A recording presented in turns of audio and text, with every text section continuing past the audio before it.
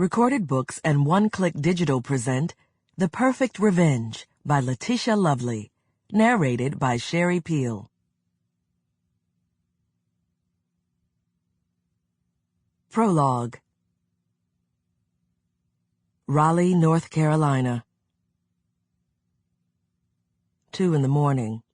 With the girth of a bear and the stealth of a panther, the prison guard crept into the private cell at the end of the hall. Everyone, from the warden to those on work release, had an opinion about the prisoner being housed there. One of only a handful who'd spent more time in a single cell than in the dorm, and the only one who stayed there by choice. In just under 2 years, she'd made quite a name for herself, along with quite a few enemies. Such could have been the case with the guard now stalking her. But Charlie's attraction for the woman, beautiful, even in prison garb with no makeup, hair products, or even a smile, hadn't been dimmed by the woman's obvious disdain for her. No, it had been heightened. Every taunt had made her obsession more intense. Every foul name uttered that was followed with a sneer had only made Charlie more determined to one day have her.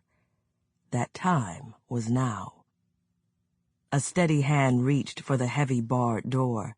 A key slid into the lock chamber, quietly, surreptitiously, without a hint of metal scraping against steel. The guard smiled at the ingenious idea of dipping the key in baby oil before placing it into the lock.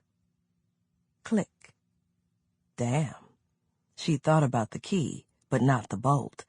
The sound of it settling into the open position ricocheted against the deathly quiet. Quieter than usual, even for this side of the dorm-style prison. New moons were often like that, quiet and steady, as if all of the foolishness brought on by the often chaotic effects of a full moon had sapped the inmates' energy and exhausted their desire to create an imitation of life on the outside while on the inside. She heard a scraping sound. Charlie froze momentarily, breath held, ears alert, listening for unusual movement, senses trained both to inside the cell where her prey lay and the perimeter around them. Down the hall, a woman coughed. Another snored softly, rhythmically, constantly. The object of her fantasy remained unmoved, a deep sleeper. Charlie smiled. Even if the prisoner reacted negatively and changed her mind, the end result would be the same. 5 steps, 7 max, and she'd be at the cot. 2 seconds and, if necessary, her hand could cover the luscious mouth that might alarm others of her obtrusive presence. 5 seconds more, and the words guaranteeing the prisoner's compliance could be harshly whispered into her ear. Felonious assault against a prison guard, life without parole. She hoped it wouldn't come to that, but no matter. 1 minute, and Charlie's dreams of intimacy with the object of her desire, Jacqueline Tate, would become reality. As Charlie stepped inside, Jacqueline forced her body to remain relaxed and still. She had to, in order for her plan to work.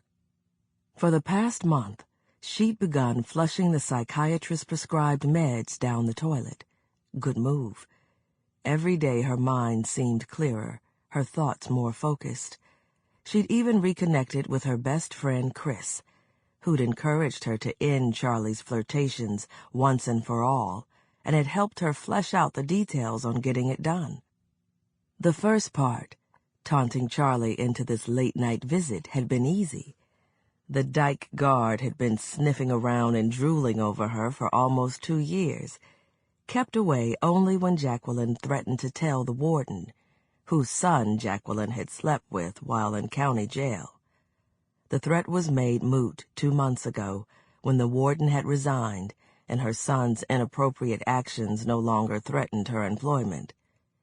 That's when Charlie had reiterated her desires, along with the promise that sooner or later they would be realized. Tonight. Sample complete. Ready to continue?